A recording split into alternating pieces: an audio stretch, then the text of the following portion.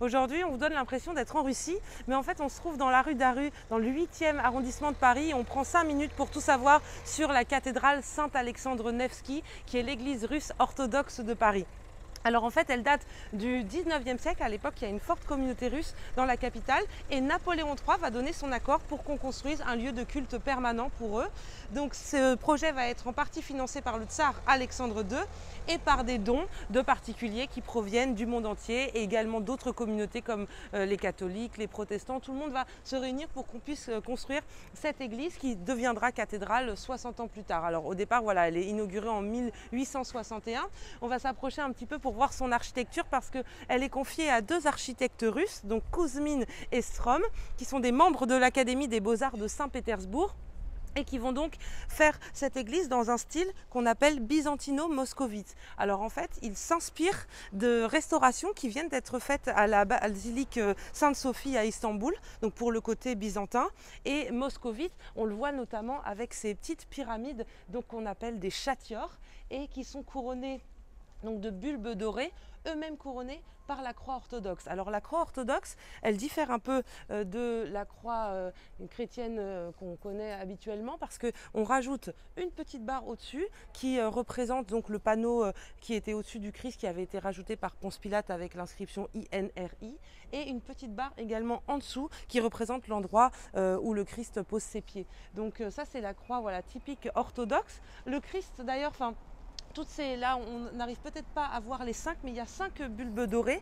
qui représentent donc pour le plus gros le Christ, entouré des 4 évangélistes. Et on retrouve également ce Christ voilà, sur le fronton là avec une magnifique mosaïque dorée. Donc pour ça, c'est pour l'architecture extérieure. On ne va pas filmer à l'intérieur puisque c'est un lieu de culte, on doit respecter le silence, mais on a pris des images pour vous montrer un petit peu ce qu'il y a à l'intérieur. Donc c'est vraiment un style, comme je disais, byzantin, c'est-à-dire que le fond est doré. Et puis, il y a énormément d'icônes. Il y a surtout ce qu'on appelle un iconostase. Donc, c'est un mur en fait en bois de chêne sculpté qui sépare le chœur, qui est vraiment un lieu sacré et sur lequel on retrouve des icônes très particulières. Il y a aussi des reliques des icônes qui ont été offertes, notamment 2 icônes qui ont été offertes par le tsar Alexandre II, parce qu'en fait, en 1867, il fait une visite à Paris et un attentat est perpétré contre sa personne dans le bois de Boulogne. Il va réchapper à cet attentat et pour remercier voilà, Dieu d'avoir été sauvé, il va offrir 2 icônes ici à la cathédrale Saint-Alexandre Nevski. Ensuite, il y a plein d'icônes qui ont été aussi offertes par des régiments de militaires. Ça donne vraiment à l'intérieur une atmosphère très particulière, tout en dorure, énormément voilà, de bougies, de décors, de fresques. Il y a également en dessous une crypte. Alors la crypte, c'est assez... Dans la plupart des églises russes, c'est surtout pour les célébrations, on va dire l'hiver. Donc c'est assez commun d'avoir une église sur 2 niveaux. Ici, la crypte, elle sert surtout à accueillir les messes en français, puisque dans la partie haute, les messes sont souvent plutôt en slavon. Donc vraiment, voilà, c'est cette architecture qui fait la particularité de cette église, où vraiment on a l'impression de voyager totalement en étant là.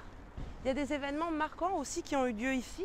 C'est à cet endroit que s'est marié donc Pablo Picasso quand il a épousé la jeune danseuse russe Olga en 1918. Il avait pour témoin Cocteau, Apollinaire, Marc Jacob. C'est aussi ici qu'a été donc inhumé le peintre Vassili Kandinsky. Voilà, en tout cas, c'est un haut lieu de la culture, de la vie familiale et sociale russe à Paris.